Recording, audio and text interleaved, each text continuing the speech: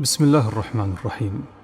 في صحيح الجامع عن أبي هريرة رضي الله عنه عن النبي صلى الله عليه وسلم قال: من سره أن يستجيب الله له عند الشدائد والكرب فليكثر الدعاء في الرخاء. وكما ورد في الحديث الصحيح المعروف أنه عليه الصلاة والسلام قال: تعرف على الله في الرخاء يعرفك في الشدة. وهذا درس من أعظم الدروس ومن أغلاها ثمنا، أن نكون مع الله في الرخاء، ونحن في الراحة، ونحن في النعم، ونحن في الاستقرار. لا ننسى الافتقار إلى الله، أن الإنسان ينحني أمام مولاه ويمد يد الفقر ويناجي الله ويمدح الله سبحانه وتعالى، ثم يتوسل إليه ويتذلل بين يديه.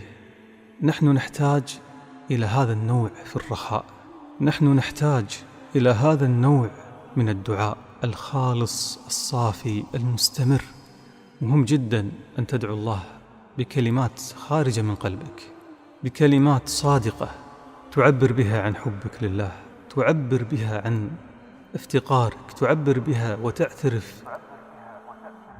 من أكبر الأخطاء أن تمر علينا الأيام ونحن لا نقف هذه الوقفة بين يدي الله، ونحن لا نستكين هذه الاستكانة، ولا ننكسر هذا الانكسار بين يدي ربنا. المؤمن الذي يعبر عن انكساره وفقره واحتياجه وحبه لله، هذا إذا أتى وقت الشدائد كان قريبا من الله. الله سبحانه وتعالى لا يتخلى عنه. هنا كما قال النبي صلى الله عليه وسلم: من سره أن يستجيب الله له عند الشدائد والكرب فليكثر الدعاء في الرخاء. أكثروا من الافتقار مهما كانت عندك من الخطايا.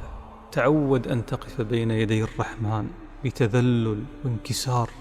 ما أجمل الحياة مع الله، وما أعظم الافتقار إلى الله. اللهم اجعلنا خير عبيد على وجه الأرض لك وأنت العزيز.